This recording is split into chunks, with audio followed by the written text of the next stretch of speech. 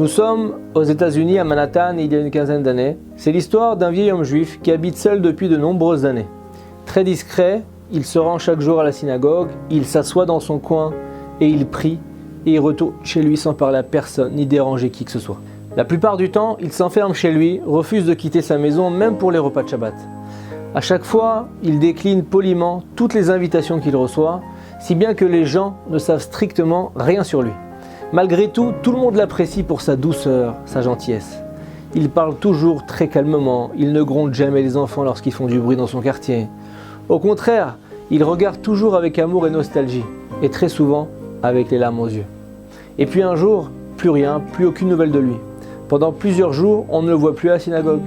Les enfants sont les premiers à remarquer son absence, peut-être à cause des friandises qu'il avait l'habitude de leur distribuer. Peu à peu, ses voisins aussi commencent à réaliser qu'ils ne l'ont plus aperçu depuis un bon moment. Finalement, les enfants préviennent le rav du quartier qui se décide à agir. Peut-être qu'il était tombé malade, qu'il avait besoin d'aide. Et voilà que le rav arrive devant sa porte et commence à frapper. Pas de réponse. Il frappe une deuxième fois, une troisième fois, beaucoup plus fort, toujours rien. Il appuie plusieurs fois sur la sonnette, il essaye de lui téléphoner sur son fixe, son portable, mais aucune réponse. Très inquiet, le rav appelle alors la police qui enfonce la porte. Et là, il trouve le corps sans vie du vieil homme, allongé sur son lit qui avait probablement rendu l'âme dans son sommeil. Sans tarder, on commence à préparer l'enterrement. Et de son côté, le rav fait quelques recherches dans la maison, dans l'espoir de découvrir l'existence d'un proche parent à avertir.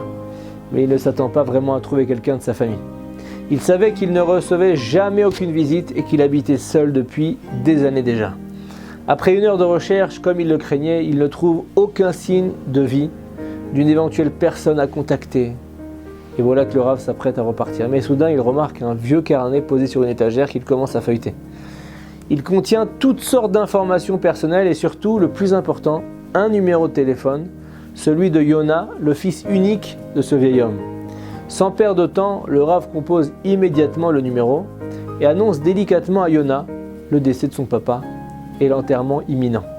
Et là, Yona répond sur un ton agressif « Écoutez, ça fait plus de 20 ans que je ne l'ai pas vu, plus de 20 ans que je n'ai pas parlé avec lui, je ne ressens pas du tout le besoin de venir et d'ailleurs, je ne vois aucune raison valable d'être présent à son enterrement. » Très choqué par les paroles, le rav lui dit « Mais qui va dire le Kaddish pour votre père? Vous êtes son fils unique, la seule famille qui lui reste. » Et à ce moment-là, Yoner perd son sang-froid.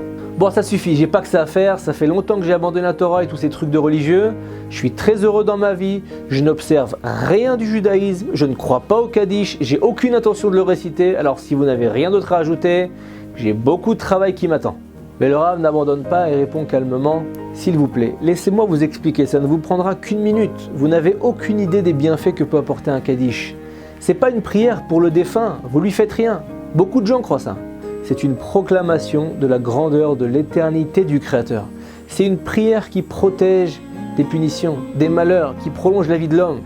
Si vous ne voulez pas venir pour votre père, venez au moins prier pour vous, faites un effort, vous n'avez rien à perdre. » Et finalement, Yona accepte très difficilement de venir à l'enterrement de son père, de réciter le Kaddish, peut-être uniquement pour que le rav le laisse enfin tranquille. Mais à une seule condition, il lui dit, la cérémonie des funérailles doit se faire rapidement pour qu'il puisse, soi-disant, retourner à son travail. Le rav accepte et l'enterrement est fixé dès le lendemain matin, au plus tôt. Le moment venu, Yona arrive au cimetière où l'attendait le rav et les personnes venues rendre un dernier hommage au défunt. On pouvait voir au costume chic de Yona et à sa démarche arrogante qu'il avait réussi dans les affaires et qu'il en était très fier.